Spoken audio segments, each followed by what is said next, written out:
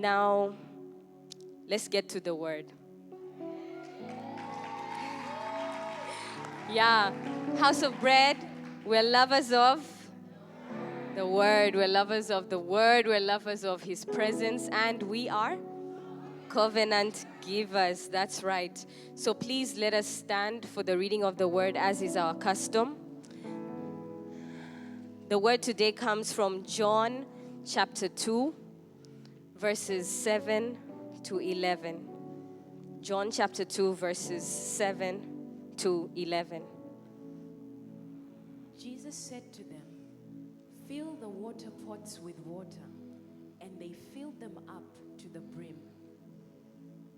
And he said to them, "Draw some out now and take it to the master of the feast." And they took it. When the master of the feast had tasted the water that was made wine and did not know where it came from, but the servants who had drawn the water knew, the master of the feast called the bridegroom. And he said to him, "Every man at the beginning sets out the good wine, and when the guests have well drunk, then the inferior. You have kept the good wine until now." This beginning of signs Jesus did in Cana of Galilee and manifested his glory, and his disciples believed in him. Amen. You may be seated.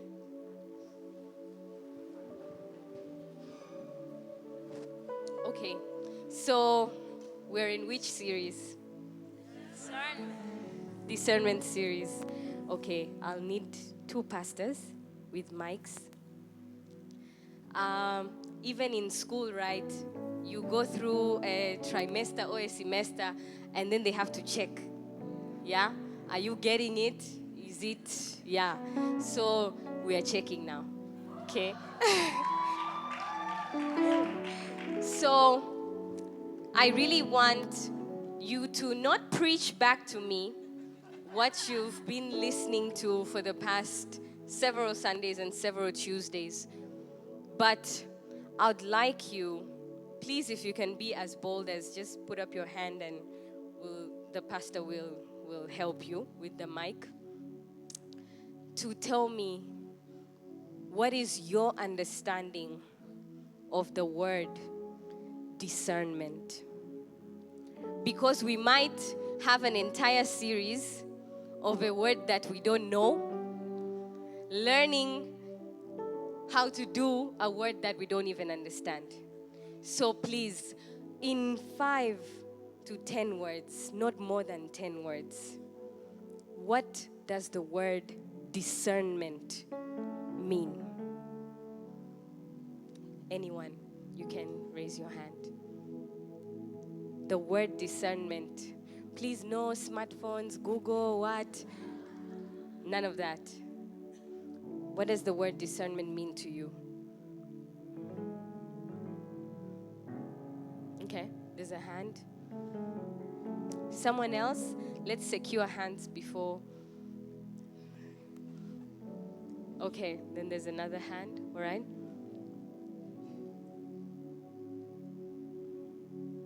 Oh, and there's, Mama Sasa. Okay. If you talk, then all of them, they'll be intimidated. Okay, thank you. Anyone else? So these 2, all right? According to me, it means to know beyond what is on the face value. Thank you. Yes, I think she deserves a clap. You didn't put your hand up, okay? Yeah. You're sitting right there. I think she deserves a hand clap. Yes, please. Okay, thank you. According to me, discernment is the spiritual ability of identifying spiritual matters that it's according to the word of God. Because when you know more of the word, you get that ability in the spirit to identify some spiritual matters and to make right decisions. Okay. More than 10 words. I think we can give Mama the mic as well, because she put her hand up.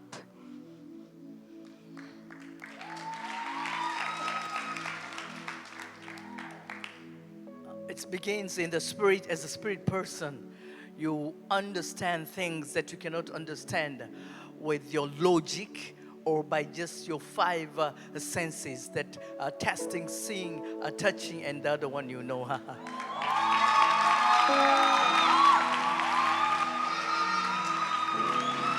Okay.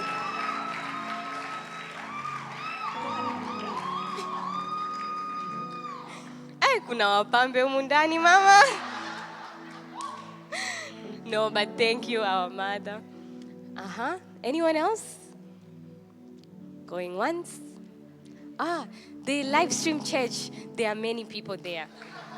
So, and there's a gentleman here as well, just in the row. Yeah, there. Yeah. Yes, please. Yeah, for me, discernment is understanding the motives. Thank you.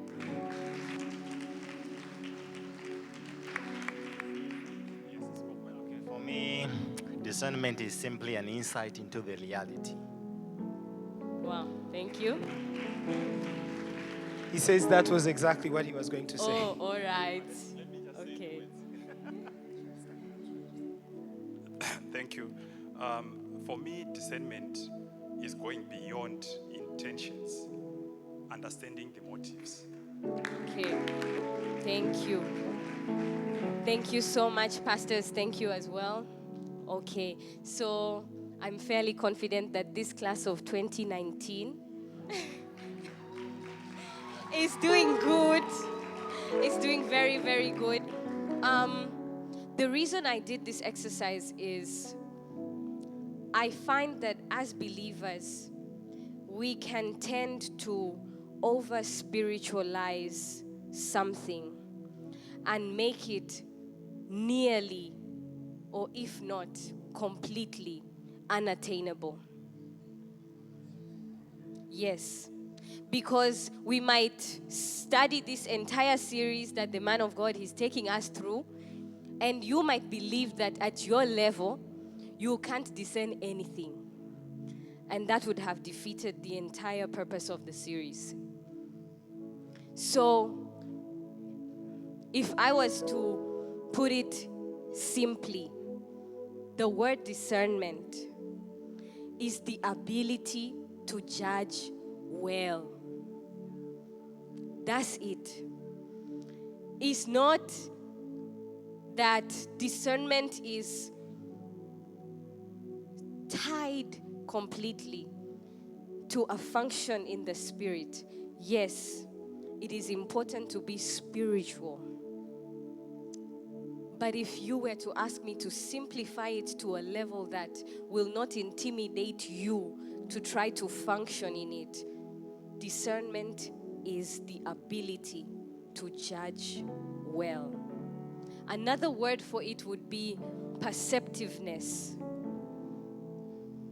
sensitivity, acumen. You've heard people say, he has a great business acumen. All of those are words that you can use when referring to discernment. So don't get to a place where you think that I'll never get there. You get there the day you are able to judge well. Judging situations well, judging circumstances well, judging motives, judging even decisions that stand before you. The day you can judge well, then you're practicing discernment. So tell your neighbor, you're able to discern. Yes. So today, if I was to title what I'm going to share, I would title it Discerning Your Cana Moment. Okay? Discerning your Cana moment. Because through this series, we might end up being able to discern intentions effectively. We might be able to discern motives, hidden truths, or falsehoods. But we might end up not being able to discern opportunities when they come to us, to discern our moment of glory. And that's what I've coined our Cana moment. So the story that we read in John chapter 2, verses 7 to 11, is the story of Jesus' first miracle. The first time he ever did something miraculous in front of people.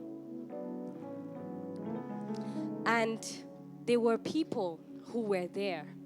Other than those who were at the wedding, Jesus' disciples, they were there at his Cana moment. And so I started to think, how did the disciples end up with Jesus? And how did they get to witness the birth, the initiation of this great move of his ministry? Some he called, but some they called themselves. So just the chapter before it, in John chapter 1, yes, in the beginning was the Word. We had that powerful series, right? But also later in that chapter, the disciple John is talking about another John, John the Baptist. And John the Baptist was alive in a time where he got to see this move of God coming into fulfillment. And so John was baptizing people, hence the suffix to his name, John the Baptist. And John knew that there is going to come a day where I'm going to baptize someone, and that someone is going to be the Christ. And the Spirit of God is going to descend on them and rest upon them. And this will be a testimony that he is the Messiah. And the day that John the Baptist baptized Jesus, it happened exactly as he had said previously. In fact, the day John declared that this is what will happen with the Christ when I baptize him was a day before the actual event. So that was prophecy. And literally, as soon as he had finished this prophecy, it came into fulfillment. And the reason he gave this prophecy is John the Baptist was under duress. He was under pressure. The Pharisees had come to him and they wanted to persecute him. And they asked him, "Who are you to baptize people?" They thought perhaps he is the Messiah. And so to save himself, he said, it's not me. There's someone who's coming. I baptize by water, my friends. There's one who's going to baptize with the Spirit. And the next day it happened as he said. But the surprising thing to me about this whole experience is the fact that after John had witnessed Jesus getting basically a rubber stamp of approval from God in front of his own eyes, in his own hands, John never stopped his ministry to join Jesus' ministry. He kept on baptizing people and he kept on having disciples of his own.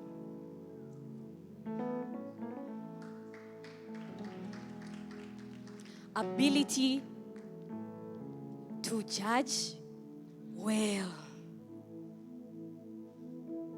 So he maintained a ministry. The days of John the Baptist were now gone. That era had ended. These were the days of Jesus Christ of Nazareth. And yet the church of John the Baptist remained open. Sunday baptism sessions were still conducted every time. Yet he himself knew that I no longer have this grace, for I baptize them with water, but there is one who is among us now, who I saw yesterday, who baptizes by the Spirit. Ability to judge well.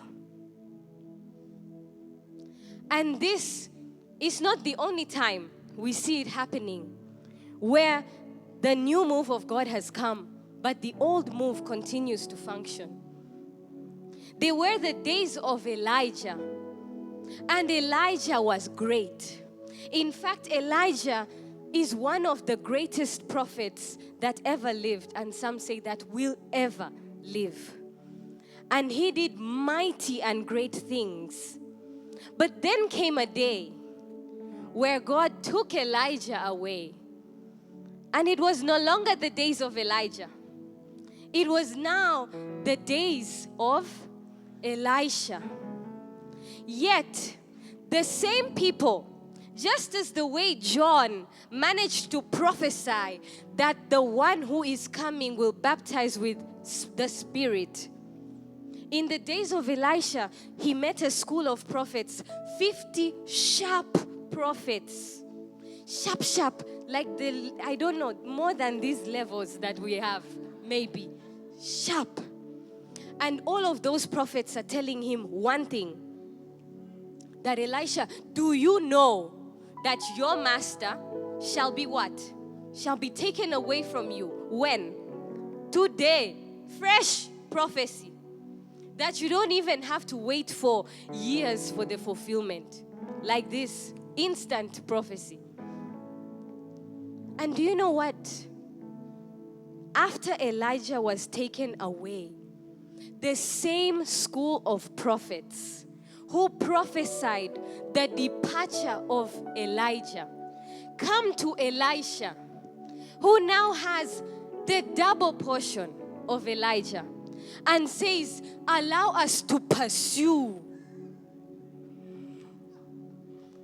Allow us to go after. Allow us to seek out Elijah. You who have given the prophecy now want to go after something that is no longer even there. Seeking Elijah, yet it is now the days of Elisha. It happens even now. What is the religious spirit if that's not it? It is biblical that relevance transfers. We see it time and time again, that someone can mightily be used by God, but then comes a time where it shifts. There's a new move. There's a new person in town. But those who are in it tend to fail to judge well. And you find yourself being a faithful member of the church of John the Baptist. Yet there's the church of Jesus. You're running everywhere, going to every country. Because I think these prophets, if they had private jets, they would have gone to other places searching for Elijah. You can go to every other country.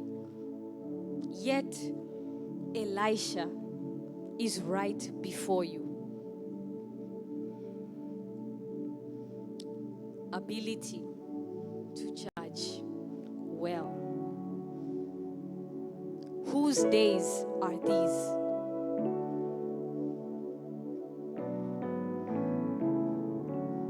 Is it not the days of Isaac Mallonga?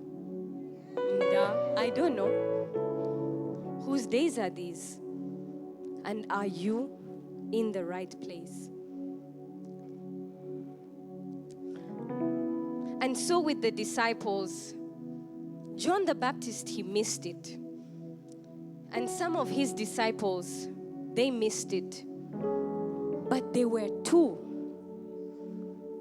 of John the Baptist disciples who were able to discern. In fact, I might even say one.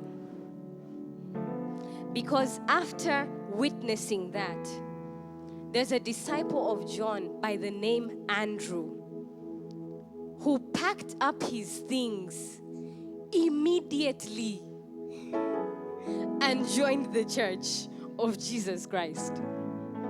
And when he was going, he took someone with him. He took his brother, Simon Peter. Now I ask myself, had Andrew not been discerning enough? You know, Jesus had the close three who were Peter, who Andrew stole from the Church of John, if we're going to use that word. Peter, James, and John. So had Andrew not told his brother, let's go with him, what rock would Christ have built his church on? Ability to judge well. So when you find that Jesus, is it not then prudent for you to be an Andrew and to say, my brother Simon Peter, let us go and be with him? So if you've found your man of God in this place, who have you brought with you?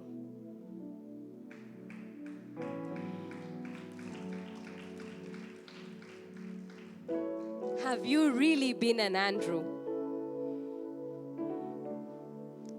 Have you had the ability to discern well?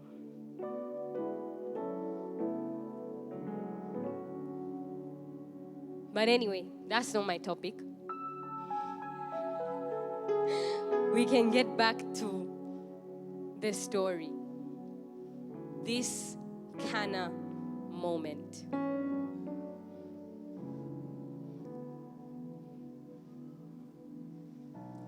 One thing that I admire about this particular story in the Bible is the fact that almost all parties had the ability to discern well.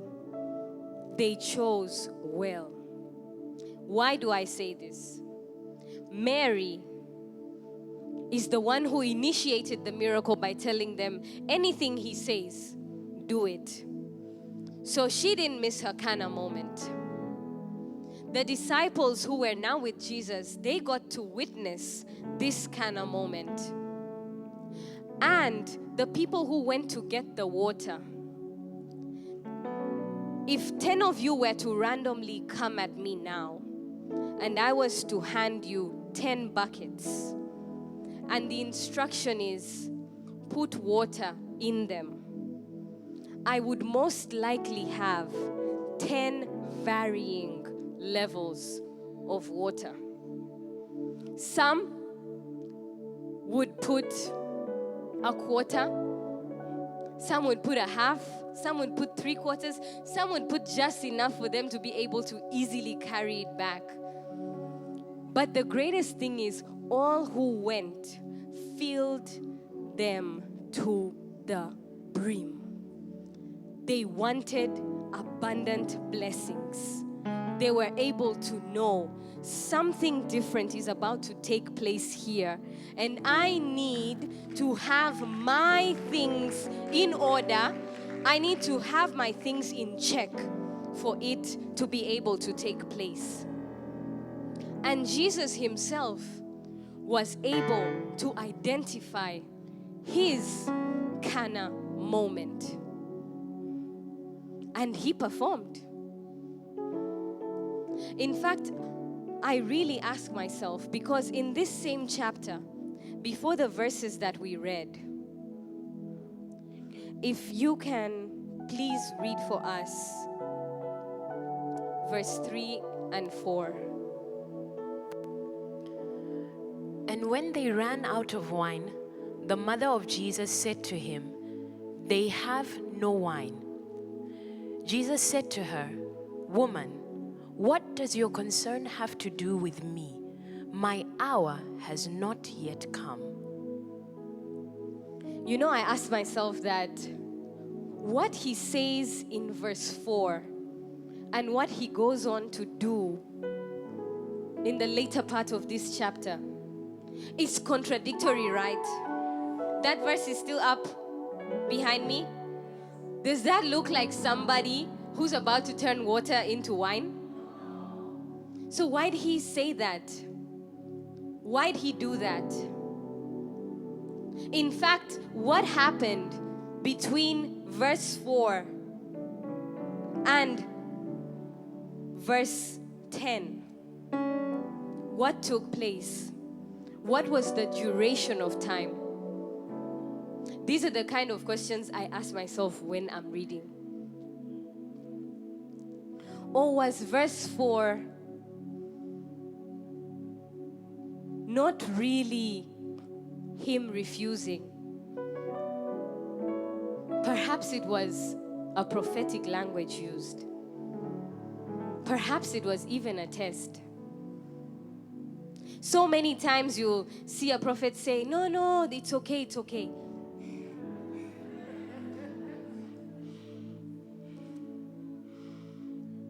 Elijah threw his mantle on Elisha. Poof! And Elisha ran after him and he said, "What did I do to you? Go back." I don't know. I wasn't there. But none of them missed their Cana moment. It is very important to identify your moment of glory, your Cana moment. Now, when it comes to your moment of glory or your Cana moment, there are 3 truths that I've come to learn about it. The first is that if you seize the opportunity, it will take you to your next level. Verse 11 of John chapter 2 is what happened right after the miracle was performed. This miracle took Jesus to his next level.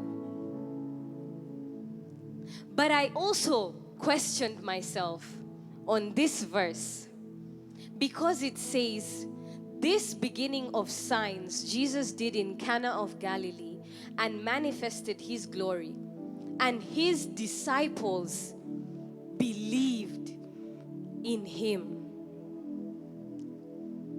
Does this not mean that the disciples were following a man whom they did not believe in? Does this not show us that the disciples were following a man in whom they had no revelation of? It took this Cana moment in the life of Jesus, in the ministry of Jesus, to convince even those who had left everything to follow him that he's a true man of God. To me, that shows that proximity doesn't guarantee revelation. You can serve diligently, faithfully under someone, and you might never fully even have an understanding of the person that you're serving. You may never even have a revelation of someone who you're committed to. And had he not done this, how much longer would have Jesus had to walk with disciples that didn't believe in him? And had he not functioned well at this moment, what would it have done to the minds of believers who already did not believe in him? If you fail to identify your moment, you fail to go to the next level. And him being able to identify his Cana moment took him to the next level. You need to apply it in your area, your office, your career, your business. There is always that moment that presents itself to you, that if you seize it and you ride on it, it takes you to the next level. But you need to have the ability to judge well what you ought to do. The second truth that I've come to realize about this Cana moment is that it will find you as you keep practicing your gifts. I believe that for Mary to tell the people, whatever he says, do it, she must have seen this boy at home. He does some strange things. So even in a place like this, public like this, he's able to do some strange things. Your Cana moment will find you as you keep on practicing your gift. There is no quick fix. Get rich quick schemes don't work. Hitting the lottery is not sustainable.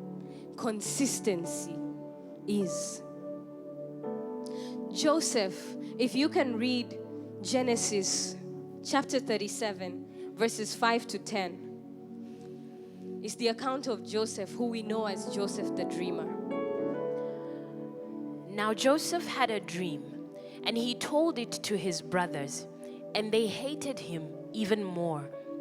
So he said to them, "Please hear this dream which I have dreamed. There we were, binding sheaves in the field. Then behold, my sheaf arose and also stood upright, and indeed your sheaves stood all around and bowed down to my sheaf." And his brothers said to him, "Shall you indeed reign over us? Or shall you indeed have dominion over us?" So they hated him even more for his dreams and for his words. Then he dreamed still another dream and told it to his brothers and said, "Look, I have dreamed another dream. And this time the sun, the moon, and the 11 stars bowed down to me." So he told it to his father and his brothers. And his father rebuked him and said to him, "What is this dream that you have dreamed? Shall your mother and I and your brothers indeed come to bow down to the earth before you?" Thank you. So before Joseph could start interpreting the dreams of Pharaoh, Joseph had his own dreams. And the next step after having his own dreams, he started doing one-on-one dream interpretations in not a very glamorous place, inside a prison cell. And he interpreted the dreams of the butler and the baker of the king. And it was from these interpretations that the butler, 2 years after receiving his interpretation from Joseph, when Pharaoh dreamed a dream, Pharaoh's butler told him, I know a man that can come here and interpret everything that you've dreamed. But I also believe that Joseph was not always skilled in the area of dreams interpretation. In the chapter that we just read from Genesis, verse 10, after Joseph had explained his dream, it was not him who was able to interpret his own dream. It was his father, Jacob, who was able to interpret his dream. Because Jacob was dreaming way before Joseph was even alive. He put his head on a rock and he dreamt that angels were descending and ascending from a particular place. So when he had a son, it was easy for him to see that this gift which I possess is not on any of my other sons. It rests on my son, Joseph. And he said, my son, you don't know what you're saying. This is what your dream means. I'm the sun, your mother is the moon, and your brothers, they are the stars. So what you're saying is actually that you want us to come and bow before you. I don't care what people say. Fatherhood is so important. There is the importance of a mentor, of a father, of a guide in the life of a person who is out to be all that they can be. It wasn't Joseph who interpreted this dream. His father did. It wasn't even his brothers. It was who? Jacob, his father. So talk to me about anything, not fatherhood.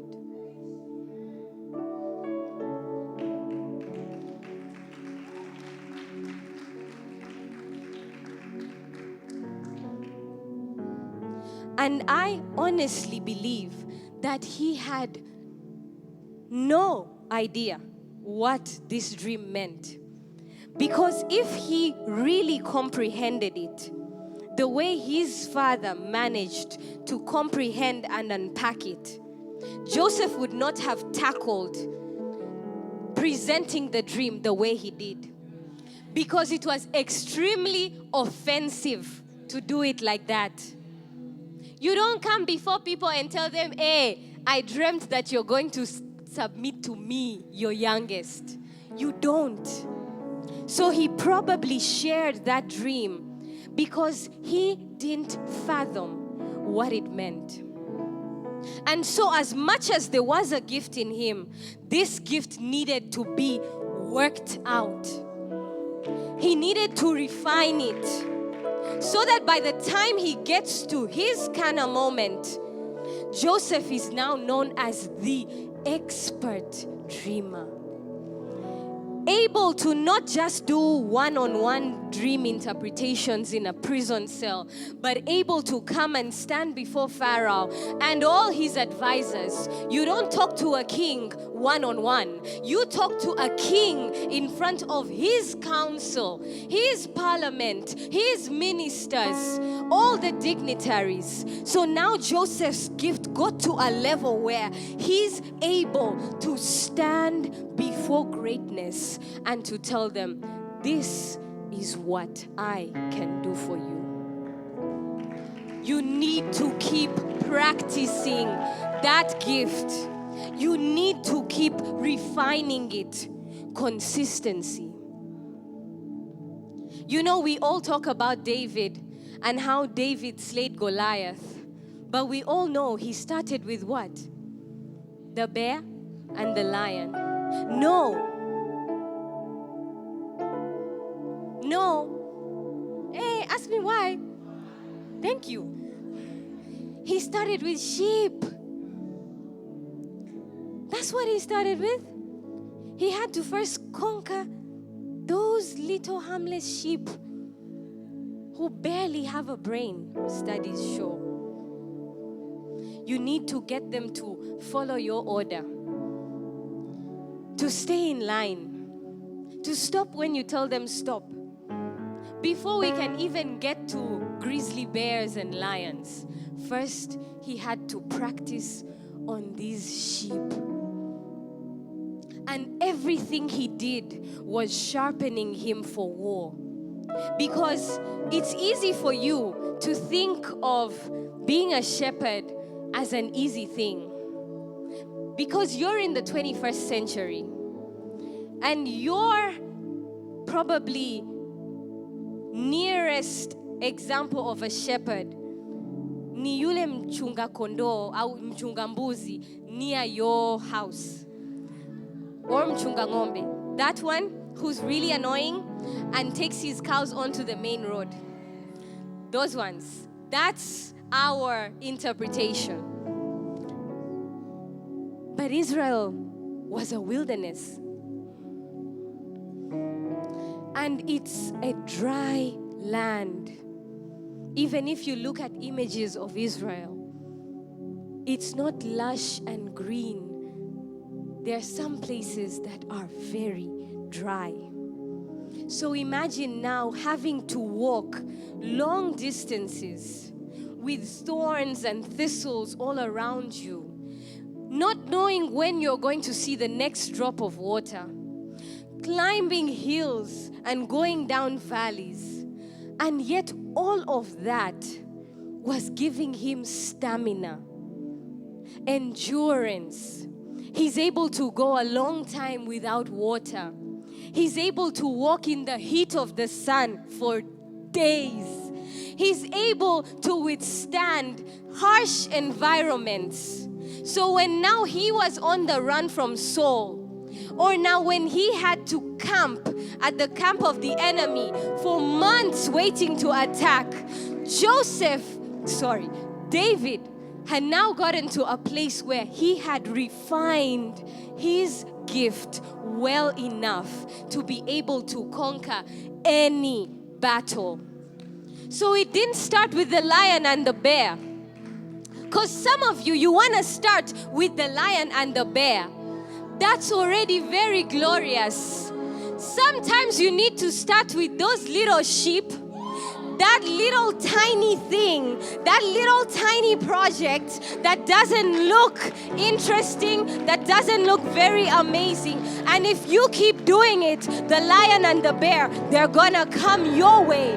And soon in time, with consistency, you will get to your Goliath, to your Cana moment.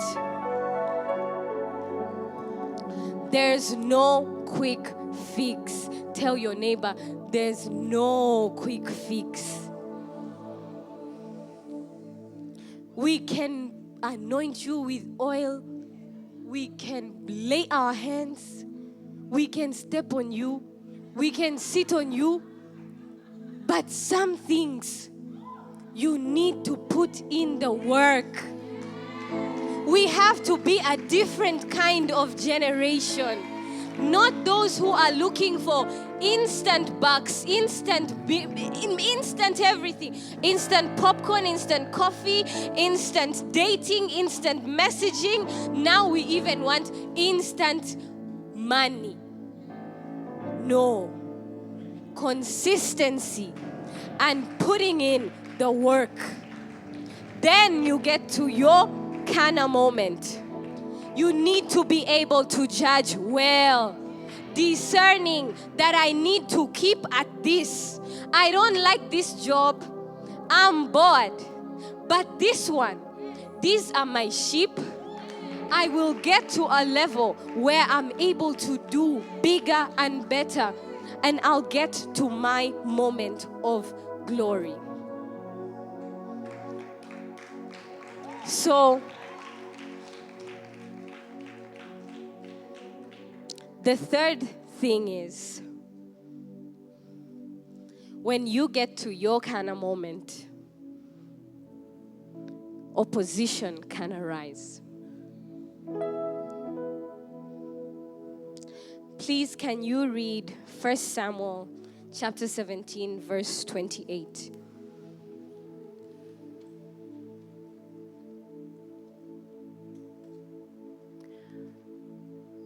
Now Eliab, his oldest brother, heard when he spoke to the men.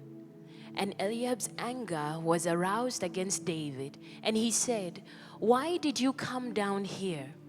And with whom have you left those few sheep in the wilderness?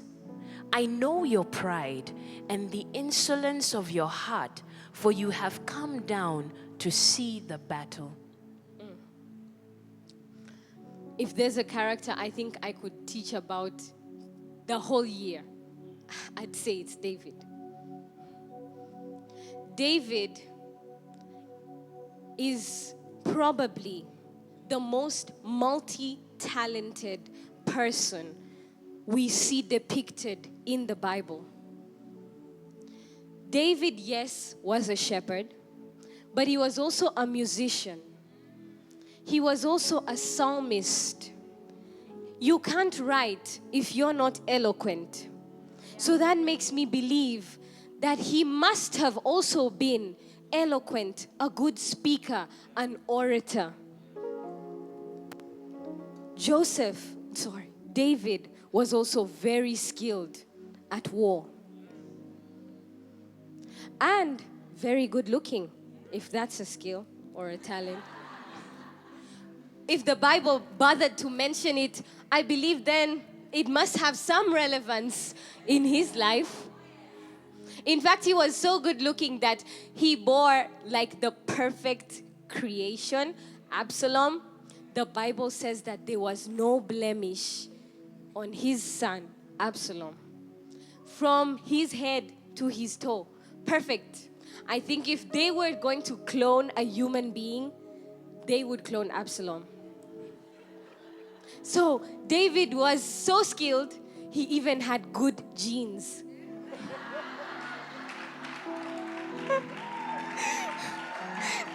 Okay, I know that's pretty random. He even had good genes. The first rape case in the Bible is David's daughter, Tamar. She was exceedingly beautiful. David was talented in many different areas. But he never faced opposition when he was playing the harp.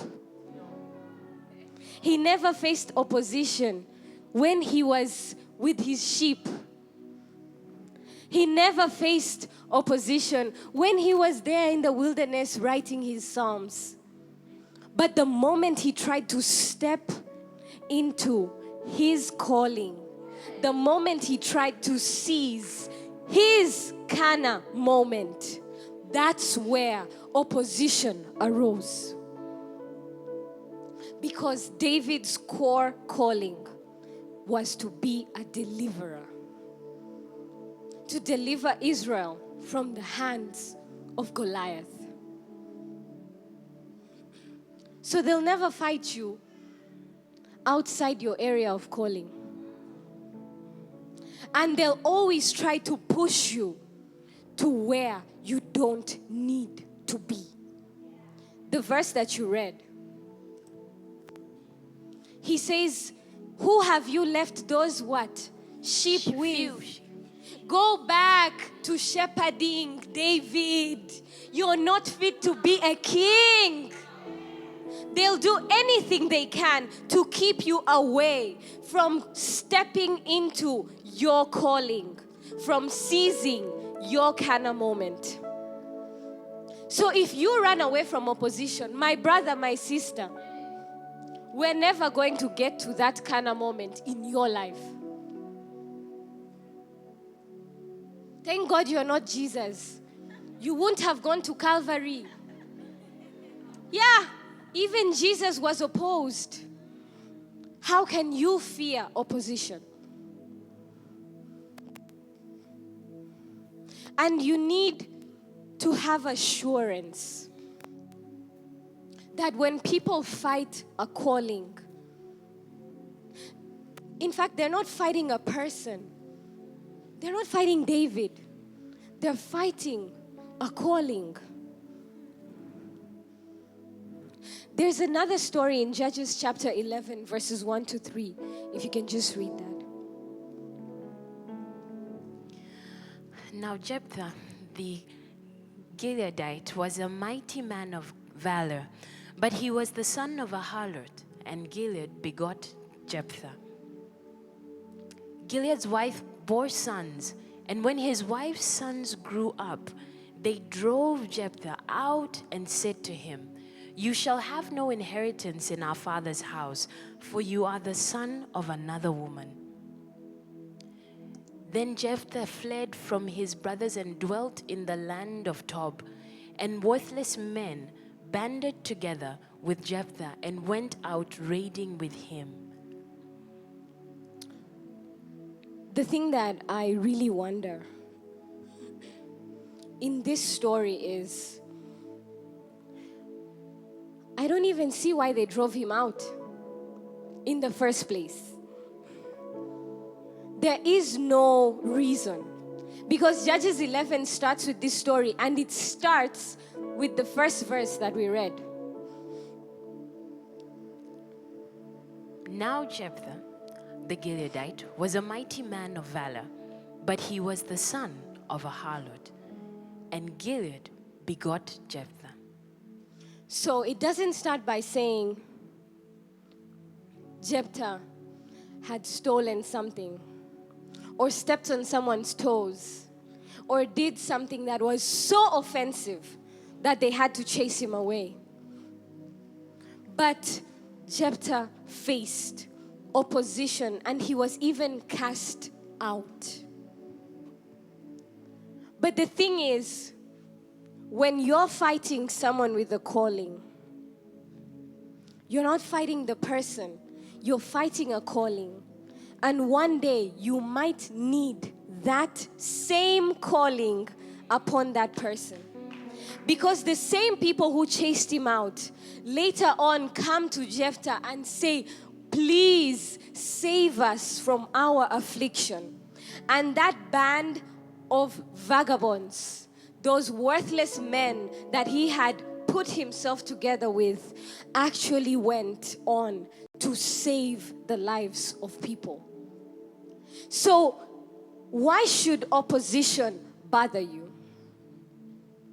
Do you not believe that you're called in that which you're doing?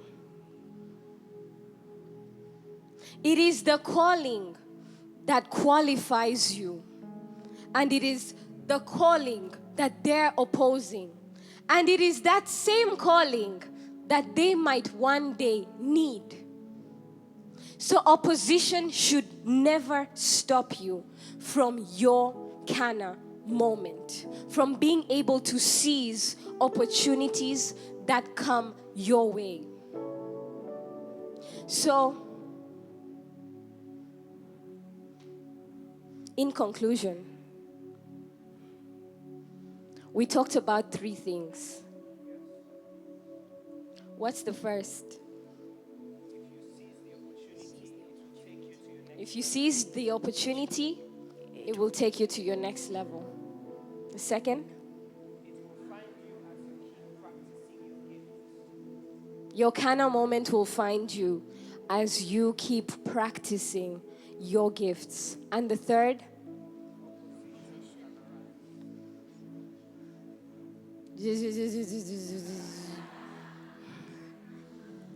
opposition can arise when you're going after that thing you're called to do. But you need to stand strong even when faced with opposition. So, whatever it is that you're doing, there will come a moment. All these declarations that we hear, they're not in vain. There will come a point where you need to seize and walk with the words that have been spoken over you, there will come a moment that if you're able to capture, it's going to take you to your next level in your finances, in your life, in your career, in your prosperity. But you need to have the ability to judge well. You need to be able to discern even that moment of glory when it comes upon you. You need to do something consistently and don't want to start on a big stage. Sometimes you do it there where you are, from your home. In your room, you make those things, you sell them. You start the business where you are. You start that fashion line, you start that company at the level that you are at now. You might wait for that big stage all your life. And by waiting and not doing it consistently, you're going to miss out on your Cana moment. And if you don't have enemies yet, maybe you're not in your area of calling yet.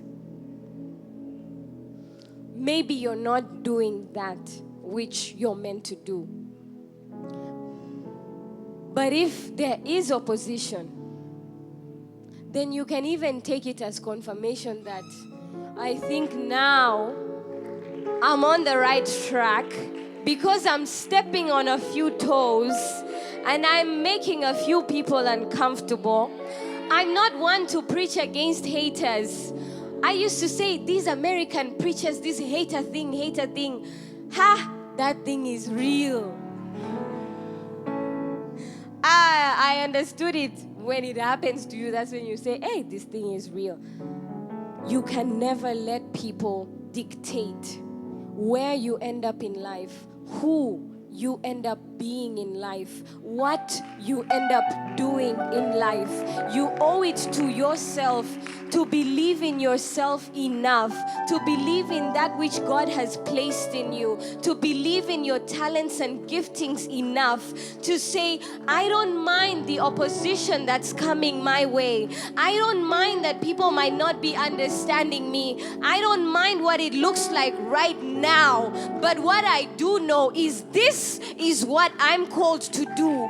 And I'm gonna keep doing this consistently, because I know that as I keep doing it, my moment of glory is going to come. And when it comes, I'm gonna have the grace to be able to discern that moment that I'm meant to shine. And God, as my witness, He's gonna give me the ability to make something out of myself.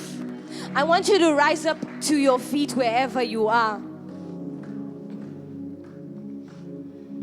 We've prayed for many things. We've spoken discernment over relationships, over intentions and motives.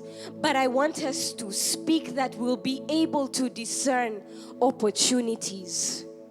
This is the month of pursuing and possessing.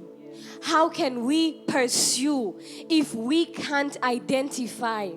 How can we possess that which we can't see?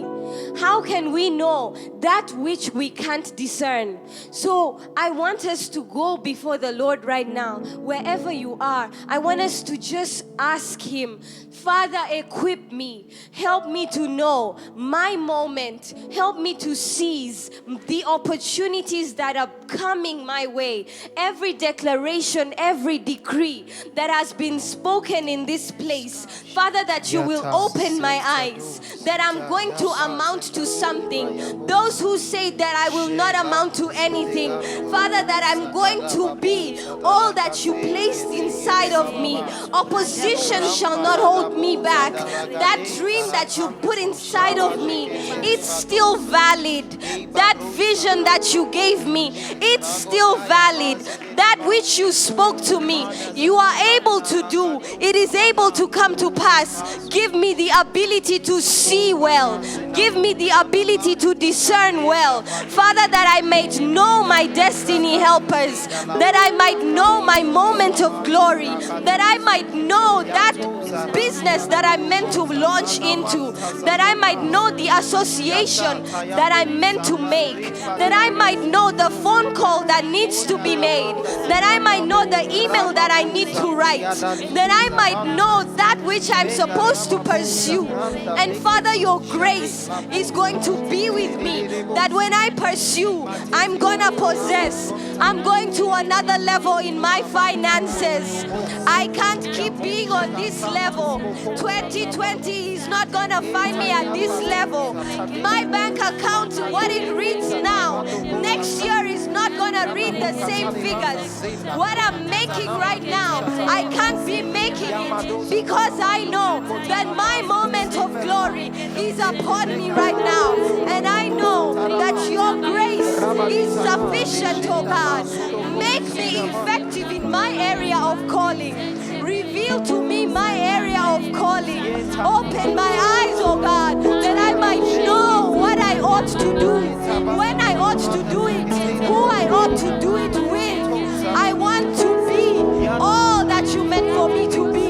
I want to do justice to every talent that you placed in me. I want to do justice to every gifting that you laid in me. Father, that I might be that person that I saw in my dreams.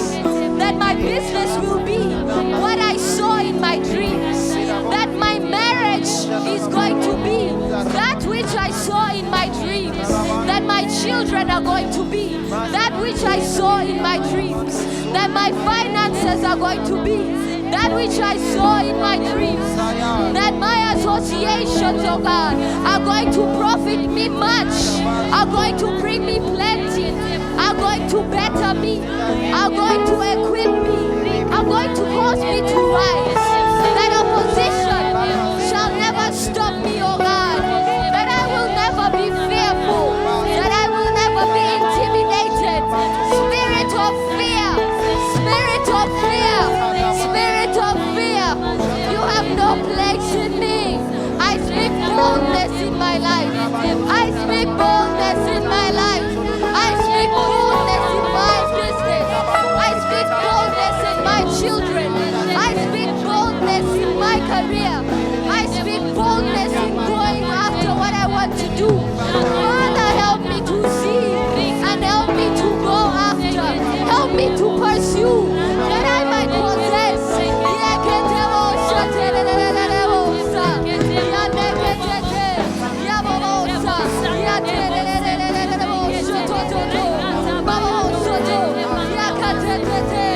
Father, I know that I am meant to be great. That seed of greatness, that seed of greatness, I call that seed of greatness. I call that seed of greatness. I call it awakened. I awaken it, oh God. I awaken it, oh God. I awaken that seed of greatness in me. I say that it is going to burn, that it is going to burn, that it is going to come forth, that I shall succeed, that I shall not fail, that I shall not fail. Father, that which I set my mind to, that you are going to help me, oh God. Help me to push, help me to push, help me to push. Poverty, poverty, poverty, you have no place in me. Poverty, you have no place in my family. Failure, you have no place in my family.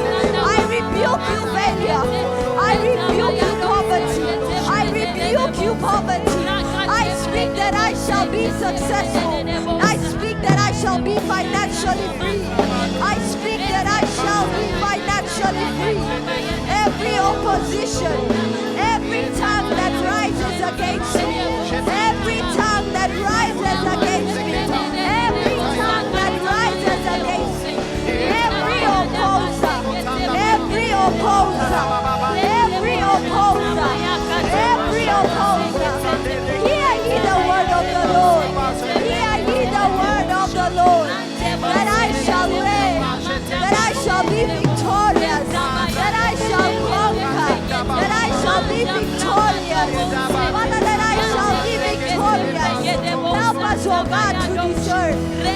us to know our moment of victory. Help us, oh God, to know our moment of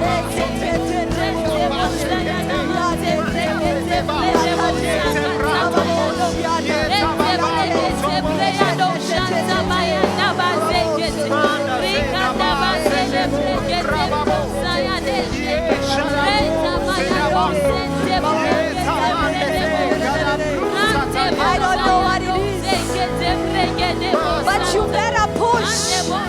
You better push. You better push. I thought you'd be praying. I thought you'd be praying harder than me. You need to push. You need to push. 2020. I'm not gonna be the same. Every opportunity. Every opportunity. Every opportunity. I claim you now. I claim you now. 2020. You shall be my year of victory. You shall be my year of victory. I'm coming after you. I'm gonna pursue. I'm gonna be victorious.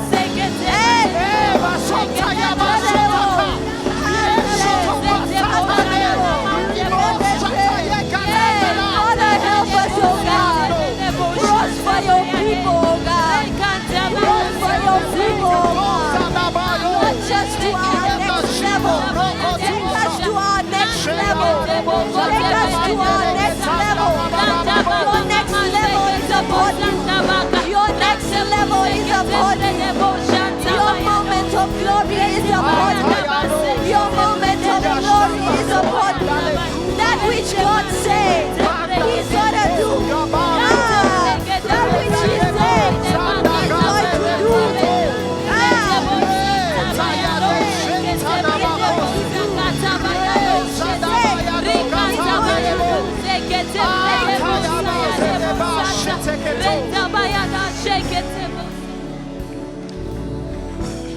I want you to say this after me.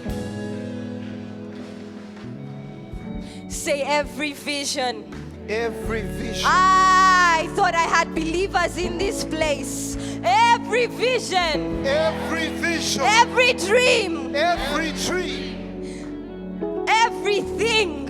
Everything That I have spoken over myself. that I have spoken over myself. Every good decree. Every good decree. Every good and perfect thought Every good and perfect thought that is aimed to prosper me, that is aimed to prosper, that is aimed to elevate me. that is aimed to elevate me. I call you into fulfillment right I now. call you into fulfillment right I now. shall no longer be at this level. I shall no longer be at this. My next level is upon me. My next level is upon me. My moment is upon me. My moment is upon me. No opportunity shall escape me. No opportunity shall escape me. Financial freedom is my portion. Financial freedom is my portion. Poverty, you have no place in me. Poverty, you have no place in me. Poverty, you have no place in my family. Poverty, you have no place in my family. The blessings of the Lord are gonna rain on me. The blessings of the Lord are gonna rain on me.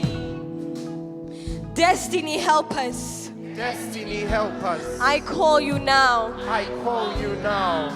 This year shall not end This year shall not end without that which I saw without that which I saw coming to pass. coming to pass. I call every help. I call every help. I call every assistance. I call every assistance. I call every opportunity I call every opportunity to me to me that I shall fulfill that I shall fulfill that which I'm called to do, that which I'm called to, that I shall seize that I shall seize my opportunities, my opportunity, that I shall move that I shall move to the next level to the next level in my career, in my career, in my work, in my work, in my marriage, in my marriage, in my finances, in my finances, in everything that pertains to me. everything that pertains to me. God is going to prosper you. I receive. The blessings of God are so heavy upon you. I receive. You shall be able to discern that which you need to do. I receive. You shall know when to do it. I receive. You shall know whom to do it with. I receive. No opportunity shall come to you that you will fail to perform. I receive. You shall seize your moment of glory. I receive. You shall seize your Cana moment. I receive. You shall seize that moment of opportunity. I receive. Your finances are going to the next level. I receive. Your family is going to the next level. I receive. Your career is going to the next level. I receive. Everything that is tied to your name is going to the next level. I receive. You shall not remain the same. I receive. The year shall not end with you the same. I receive. Everything that is connected to you shall flourish. I receive. Everything that is connected to you shall prosper. I receive. Everything that is connected to you shall multiply. I receive. Come on, if you believe it, shout to God. Father, we know that you are able to do it.